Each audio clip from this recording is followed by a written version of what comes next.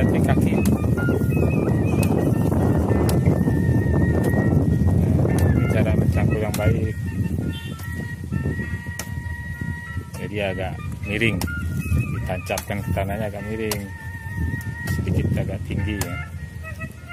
Nah, setelah itu, setelah tanahnya sudah jatuh, diratakan. Nah, diratakan tanahnya itu. Semuanya kira-kira saja ini.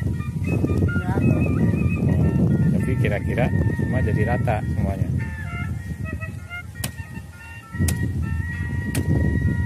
Nah, ini anak kota mau jadi petani begini nih, harus banyak latihan.